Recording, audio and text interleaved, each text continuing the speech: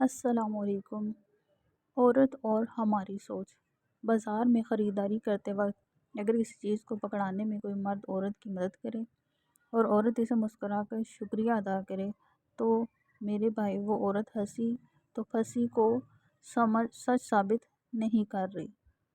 اگر کسی رش کی جگہ پر کوئی خاتون تیز آواز میں بات کرتی سنائی دے تو صاحب اس کا ہرگز مطلب نہیں کہ وہ اپنے آپ کو متوجہ کر رہی ہے۔ اگر وہ کسی رکشہ والے یا کیب ڈرائیور کو یہ کہہ دے کہ اسے جلدی پہنچانا ہے تو بھائی صاحب وہ ڈیٹ پر نہیں جا رہی۔ اگر موبائل پر بات کرتے کرتے وہ کمرے سے یا باہر یا آفس کے کوریڈور کی طرف چلی جائے تو میاں اس کو سگنل کا مسئلہ ہو سکتا ہے، وہ اپنے یار سے بات نہیں کر رہی۔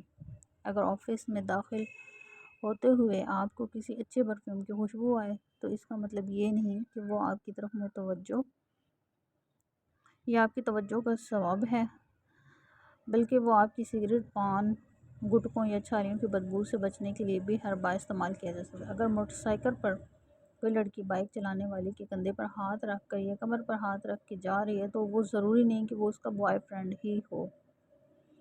اگر کسی خاتون کو میک اپ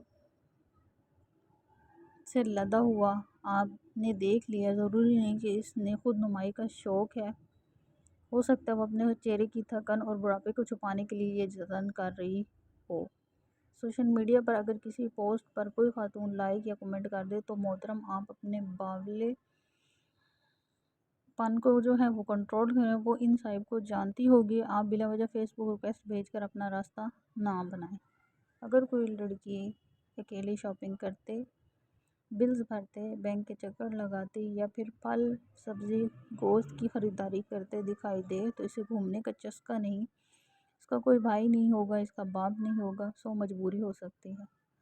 آپ ہر وقت منفی سوچ رکھ کر نہ دیکھا کریں، اپنی سوچ میں تبدیلی لائیں، دوسروں کے بارے میں بدگمانی کر کے منفی رائے قائم نہ کریں۔ شکریہ۔